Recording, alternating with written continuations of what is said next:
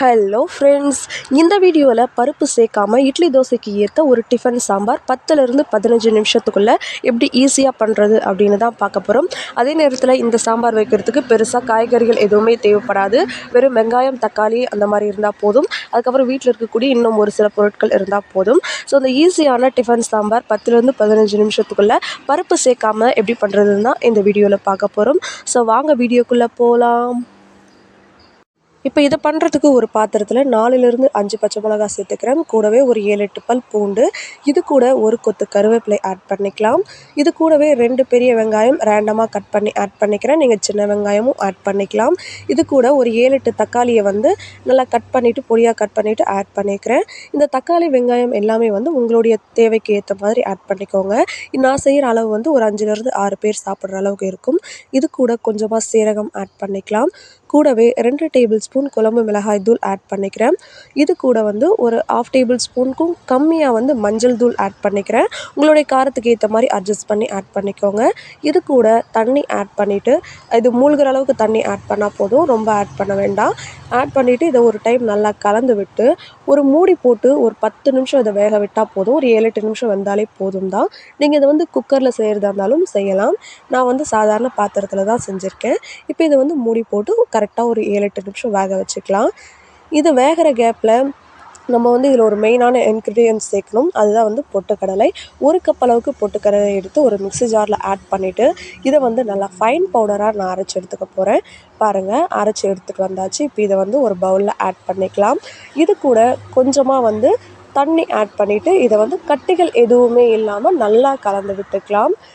இது நல்லா கொஞ்சம் தண்ணி தாராளமாக சேர்த்தே நீங்கள் கலந்து விட்டுக்கலாம். பாருங்கள், நல்லா இந்த மாதிரி இதை நம்ம நல்லா கலந்து எடுத்துக்கலாம். கொஞ்சம் கூட கட்டிகள் இருக்கக்கூடாது. இப்போ இதை நல்லா கலந்து எடுத்தாச்சு. இப்போ இதை தனியாக இருக்கட்டும். இது 8 நிமிஷம் வெந்ததுக்கப்புறம் ஓப்பன் பண்ணி பார்க்கலாம். பாருங்கள், இது நல்லா வெந்து வந்திருக்கு. இப்போ இதில் இருக்கக்கூடிய தண்ணியை மட்டும் நம்ம ஃபில்டர் பண்ணிவிட்டு இந்த தக்காளி வெங்காயம் மட்டும் ஒரு மிக்ஸி ஜாரில் ஆட் பண்ணிவிட்டு நல்லா ஆறுனதுக்கப்புறமா இதை அரைச்சி எடுத்துக்கலாம். பாருங்கள், நல்லா அரைச்சி எடுத்துகிட்டு வந்தாச்சு. இது கூட நம்ம ஏற்கனவே ஃபில்டர் பண்ணி எடுத்து வச்சுருக்கக்கூடிய தண்ணி ஆட் பண்ணிக்கலாம். அது கூடவே நம்ம வேக வச்ச அந்த பாத்திரத்தில் கொஞ்சமாக தண்ணி சேர்த்து அதையும் ஒரு டைம் நல்லா அலசி இதோடவே தண்ணியை சேர்த்து வச்சுக்கலாம். கொஞ்சம் தண்ணி இது நல்லா லிக்விடாகவே இருக்கட்டும். அதுக்கப்புறம் அது திக்காகிடும் நம்ம கொதிக்க வைக்கும்போது. இப்போ அதே பாத்திரத்தை நான் வாஷ் பண்ணிவிட்டு வச்சுருக்கேன். நீங்கள் வேறு பாத்திரமும் யூஸ் பண்ணிக்கலாம். இப்போ இதில் குழம்புக்கு தேவையான அளவுக்கு எண்ணெய் சேர்த்துக்கலாம். எண்ணெய் நல்லா காஞ்சதும் இதில் கொஞ்சமாக கடுகு சீரகம் ஆட் பண்ணிவிட்டு பொரிஞ்சதும் இது கூட ஒரு பெரிய வெங்காயம் பொடியாக கட் பண்ணி வச்சுருக்கேன், அதை ஆட் பண்ணிக்கிறேன். நீங்கள் இதுக்கு பதில் சின்ன வெங்காயம் கூட ஆட் பண்ணிக்கலாம்.